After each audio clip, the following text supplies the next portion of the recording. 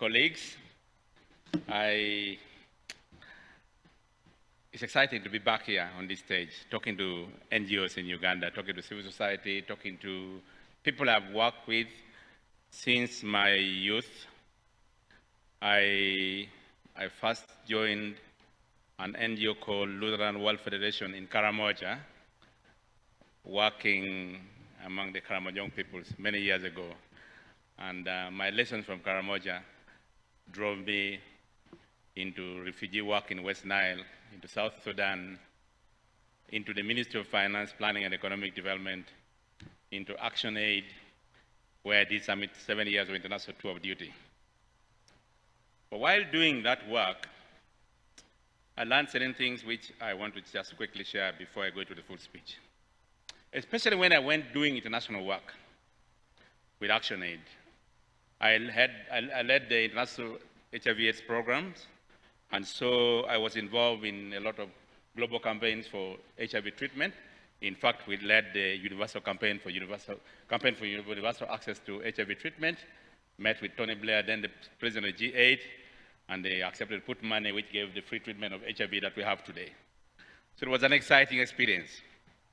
But that experience also took me into the European Parliament and a number of meetings at the United Nations and all that. And certain things began to look very dangerous for us as Africans in those visits. One was, there's a process in the EU Parliament called confessions. I don't know if you've heard about it. Confessions is a process where our presidents, our prime ministers, go in and they're taken to a room to receive warnings for not having voted the EU the way they wanted in the UN. And told that if you repeat it, you will not get funding. It's a very serious place. It's called the confessions room, and the session is called confessions. Our presidents go through it on our behalf as African peoples. That struck me.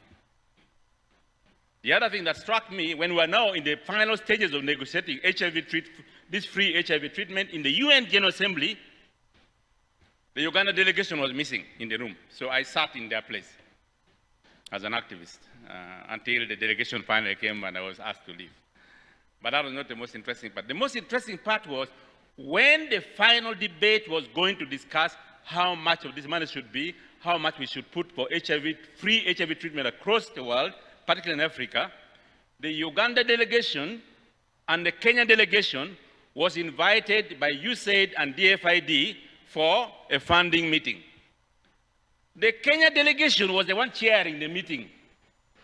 So the chair of the meeting was missing. Uganda had a very powerful experience because we had done so well in HIV prevention, although we still had people dying at that time. But Uganda, which had the experience to share in the room, was also missing. I kept asking myself, was this an accident? Was it deliberate? I'll leave you to think about it. But that's what we go through every day in the world as Africa. So I'm very excited with these discussions because those are the examples of things which I thought, wow, there's something not going right here. So, dear business people who are in this room, cultural people in this room, religious institutions, NGOs, government officials who are with us, thank you very much, National Planning Authority, and the givers gathered here. It's really exciting for me to witness this meeting take place here, especially because it is discussing the difficult questions that we have about development financing. It is also tabling the difficult challenge options. It is not only discussing the problems, but also options of what we could do to finance our development differently. It is also discussing with us how to make it more sustainable. And my role this morning, I've been advised, is to give you alternative ways of financing our development work. Remember, this meeting is also taking place at a time when drastic changes are taking place in the world on how, why, what, and how development finance can be done globally. In 2009, I returned from that job I told you about when I was with Action Aid globally, and I went to meet the ED of the NGO Forum. He was here yesterday. I discussed with him at that time that I think we must, as NGOs, understand that development finance is about to slow down. Because 2 weeks before I left Nairobi to come back to Kampala, Denmark had cut its aid funding by 50%. That 2 weeks before I came back home. I've been away for 7 years. In my 8th year, when I came back home, Denmark had dropped aid funding by 50%. And there was a lot of discussion in donor offices how much they can continue funding development work the way they are doing it. So that began to, I talked to him about it. And we said, one of the things we should actually think about is the possibility of beginning to look inwards. At the time, frankly speaking, it was a bit of a challenging discussions. The idea looked far-fetched. Richard told me, but you know, these people are still here. They also did us. I said, from what I have heard in the corridors of power, in the UN, in the EU, in London, in different capitals I've been to, we must prepare for this. So for me, I'm very happy that this discussion is taking place now, because this discussion took place between me and the ED of NGO Forum in December 2009. That is how we have taken too long. 2009 is when we discussed this. Now, Africa has no options, my friends. We have no options but to think very fast, outside the box, for new and alternative ways of financing our development. Because when we got independence in this country, particularly on the 9th of October 1962, we did not have any project monies. We did not have big foreign aid. We did not have any large corporations to give us CSR. We didn't have them. We didn't have that kind of money to develop our finance. But I'll tell you this, in 8 years, the Republic of Uganda built many schools, it built 22 rural hospitals, it opened roads using a World Bank loan. And it is the first country in Africa to do that and pay that loan on time. We paid it. In 8 years, we had built that. We had opened a cooperative bank. We had opened the Uganda Commercial Bank. We were doing things without donor money. The British had told us we should do you know why we do our budget in June? Because the British told us they do their budget in April, so we should wait for them to do their budget first, then we do our budget in June so that they can know what they can give us. Yes, that's the reason our budget is June. There's no other reason. And we have continued doing it as if it is still the same promise.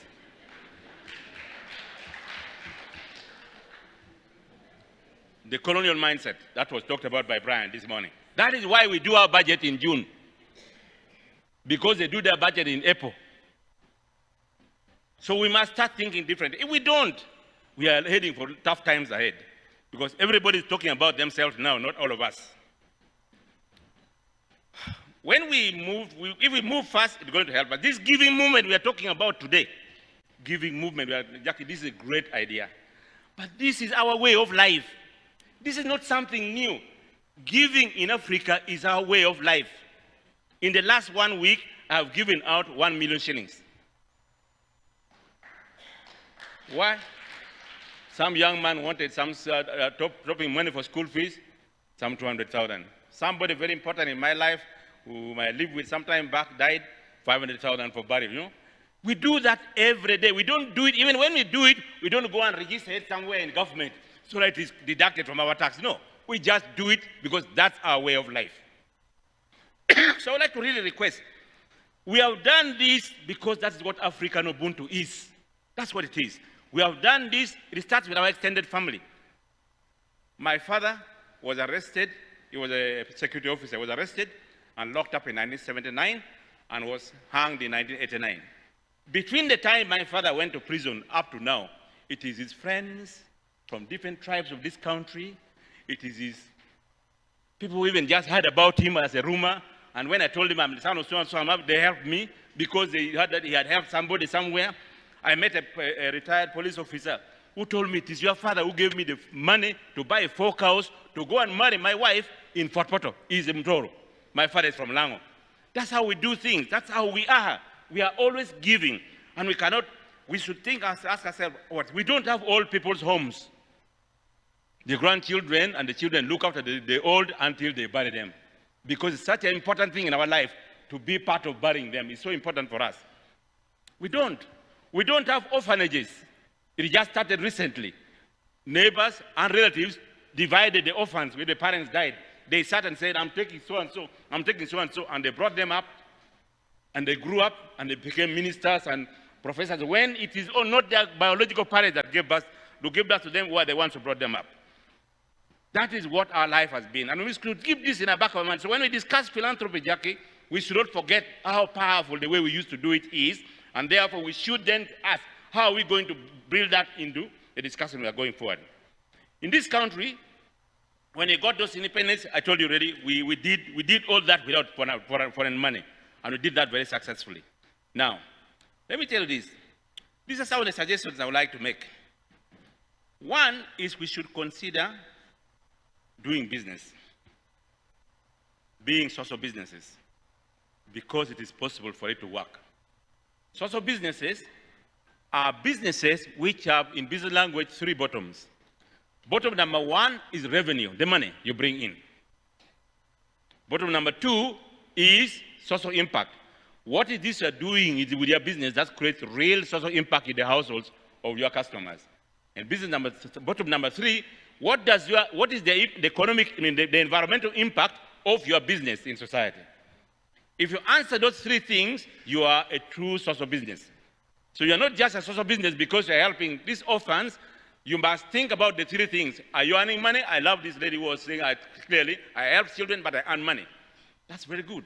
Secondly, you earn this money, but when you get this money, you pay your team very well, and then that money is taken back.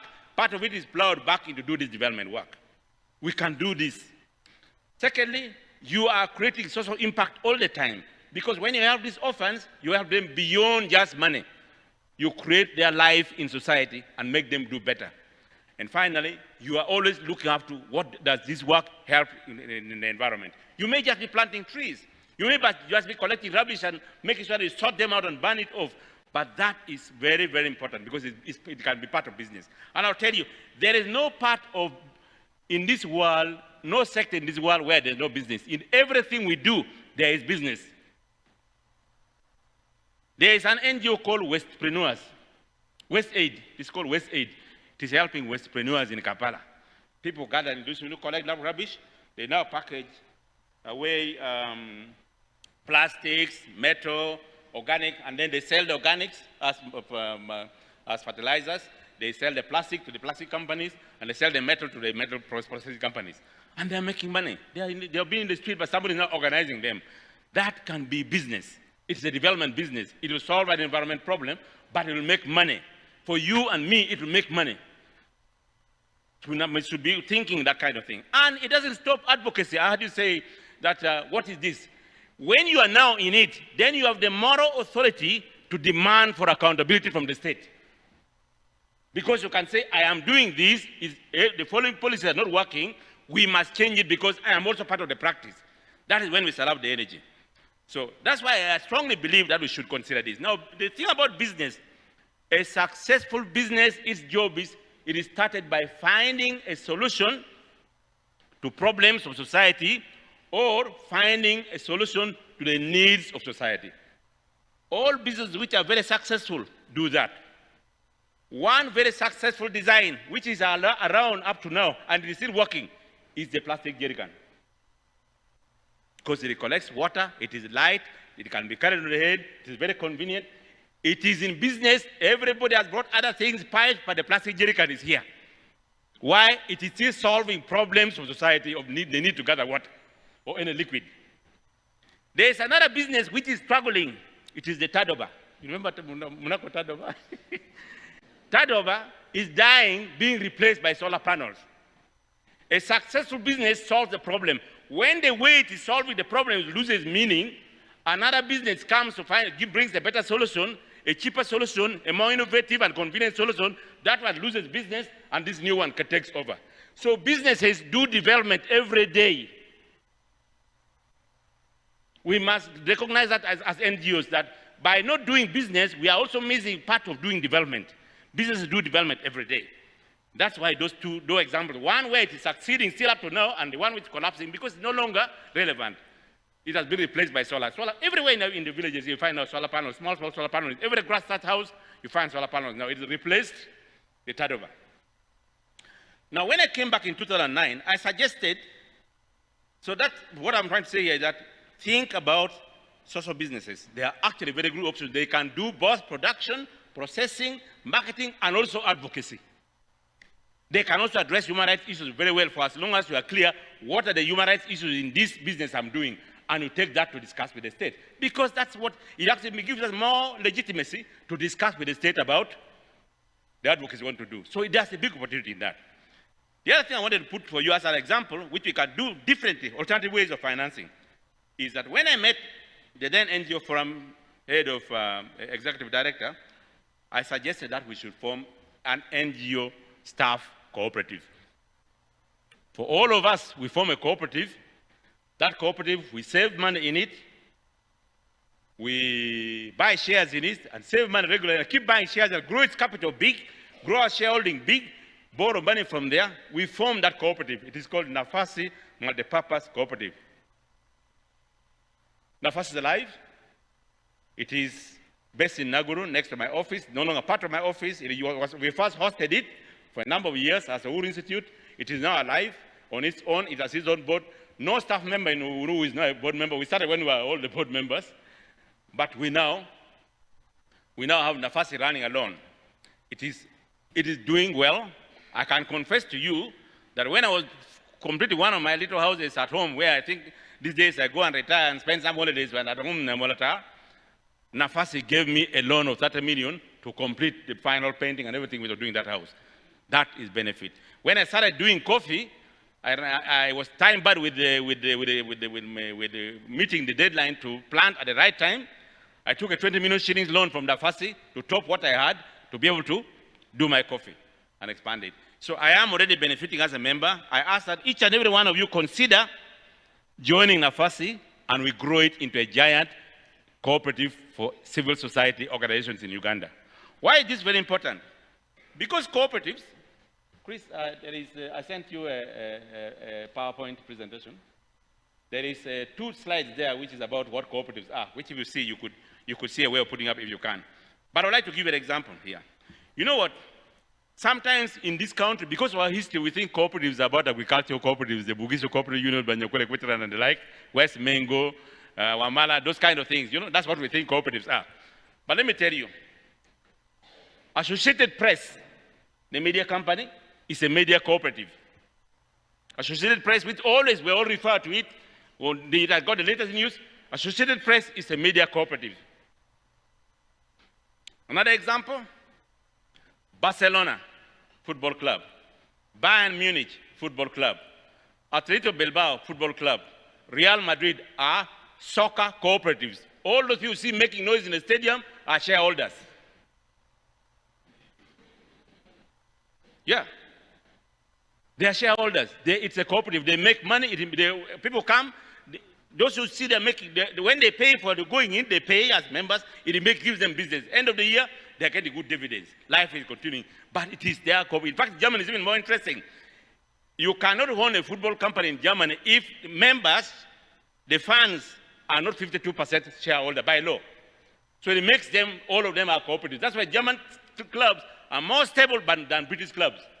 British clubs are always changing ownership, and there's instability of change. All the ownership changes because one of the money wants things done differently. But the German clubs are very stable because the law makes them cooperatives by nature, by the way what the law provides. So they are very stable. Now let me give you another example. You know Huawei, the technology company that makes phones that we like and all these technology things? Huawei is a staff cooperative. It's a staff cooperative. All those Chinese youth who work there, you can only become, when you pass interview, the last interview is, do you accept to buy shares in this, to be a member of this cooperative? If not, you lose the job. You don't get it. If you cannot be a shareholder, you cannot be a staff member. So everybody who works there works knowing this is ours. They grow it, they do, they innovate. That's why they are ahead of the game. The young people, they know this is my legacy, my life, everything is this is my investment. They work not only because they're being paid salary, but because they're investments. That is, for me, what I thought this Nafasi would do for us. Nafasi actually if we had all got into it the way I thought we should have got into it, we would have done this. And I'll give you a few examples. Yesterday here, we were told there was a time when there were 14,000 NGOs. Did you talk about it? Yeah. Now let's assume that 14,000 NGOs, each of them had one staff member. 10 staff members, just 10. 14,000 NGOs, each of them have what? Just 10 staff members. That would be 140,000 staff members, not so. If each of them saved just 100,000 shillings per month, just 100,000 per month, they would be saving 14 billion shillings every month into account of Nafasi. If they all joined Nafasi and they saved it, each of them would be saving, every month the cooperative would be saving 14 billion Uganda shillings a month. If we did that for 12 months, we would have saved 168 billion shillings every year. If we did that for 10 years, because about 10 years since we registered Nafasi, about 11 years now, since we registered Nafasi, we would have now 1,680 billion shillings on our account. Would you need to write a proposal for your work? If this is your own money, can't you then sit in an annual general meeting and decide what you want to do to continue your work? We would be employing ourselves now and have the authority and the mandate to talk to our governments about improving accountability, improving policies, because we are now contributing business. That for me was my dream when we started the idea of Nafasi. And we can still do it, not too late, we can still do it. So I'd like to really advise you, friends, that we should consider, if you have not yet joined, please consider joining. Yes, thank you very much. That's where we're starting from there. So what's a cooperative? Why did I get so excited? I got excited because I traveled a lot in ActionAid. I was the international aid for HIV/AIDS programs and health programs, and I traveled a lot around the world. And I found that every staff member of ActionAid Kenya belonged to an ActionAid Kenya staff circle, which is a financial cooperative. And each of them was saving. They bought land in Kitengela. They built a three-story buildings, and each of them were living on the ground floor. The top floors are being rented. It was a cooperative with saving of staff members. But staff members of ActionAid Uganda had their gratuity savings, which got lost at some point because some manager messed it up, and then it died before. By the time people woke up where they had died, the money had got messed up. The organization had to pay the staff to refund the money because your staff had messed the money. You get the point? This is a true story. But the same organization in Kenya was doing well because staff were saving in their own cooperative. And because they are busy, they hired a finance management company to manage it for them, to manage the finance for them, while they keep saving just money, so that they do their development work while the cooperative was growing. They would just meet in the AGM to approve what they wanted, what they needed. That's how they ran their cooperative. It worked so well for them. Now, the reason why it is important is to understand that, why I wanted to explain cooperative a bit to you is, cooperatives are businesses that do all the work NGOs do, are done by cooperatives, because they're about community development, they're about people development. They are people-centered entities. They are actually social businesses. Cooperatives are actually social businesses, which are found in all sectors of the economy, including SACCOs, financial cooperatives. Like I've told you, in all sectors of the economy, you'll find cooperatives all over this world. Now, just go back a bit to the first slide before this one. Now, for cooperatives to work well, it is an autonomous association of persons coming together voluntarily to address their economic, social, and cultural needs. To address their needs, they come together voluntarily. This is important because when we set up Nafasi, one executive director of one of the organizations ordered the staff to join Nafasi. He picked money from the organization, paid for them joining fees, and one share each. Not a single staff member from that organization ever added money again because it was not voluntary. So don't force staff members to do it. Let them understand why it is important to join. It is member-owned, member-controlled organizations. That means we democratically own and control it. Thank you, no problem. So next, please. So there are values of cooperatives: self-help, self-responsibility, democracy, equity, equality, solidarity. There are ethics of cooperatives: honesty, openness, social responsibility, and caring for others. That's what corporate is all about. Talk about corporate social responsibility, they already have it. That's how they do every other day. That's how they lead their life and grow. They are, because of their environment, social and cultural, they're already dealing with ESG, which was talked about so big yesterday here. They're already very compliant in ESG actually, by the nature of their business. And most importantly, I just want to say this, for this all to work, you need to understand it will require serious mindset change. Today, when I started I first joined the cooperative movement, the registrar told me there are about 5,000 cooperatives. Today, we are talking 47,000, and for your information, 18 million Ugandans are in cooperatives already. If you are not part of it, you are missing the train. Okay? Now, for this to work, both the social business agenda and the corporate agenda, you need the following mindset as agenda change. Your mind must change from project proposals to business plans, from concept notes to business model canvases. Okay? A business model canvas is a one-page concept of a business. While we do 4-page concept notes, business people do one-page business model canvas, and the whole discussion of what the business is about is on that one page. They go and discuss it and start driving the strategic plan and business plans. It is changing from resource mobilization, fundraising, okay, to generating revenue. You have to change from workshops and seminars to delivering real products and services for people. We have to change our mind from being non-governmental organizations to citizen civic agencies. I've told me, Richard, this, I've said it many times in our meetings, I struggle with this name, non-governmental. Why? Because this name was set up at a time when there was this Eastern and Western fight. The CIA and the International Intelligence Agency decided that you must fund the grassroots to undermine the communist revolutionary movement in Southern Africa, in Southern America, and in South Asia and Southeast Asia. That would then disorganize. And that's how the name non-governmental came, because you had to be seen to be different from your government. These people, we pay tax to them. They manage the police, the army, the treasury, and we're not supposed to be near them. We must know what they're doing. We must ask them to account. Because we vote them, we pay tax. We should. When we are away from them, we are actually like you are being told, be away from your father. Don't talk to your father, and I'll give you money. There's something wrong here. When you think, I keep saying, we should think of a new nomenclature that will make us real citizen agents in this country and in Africa.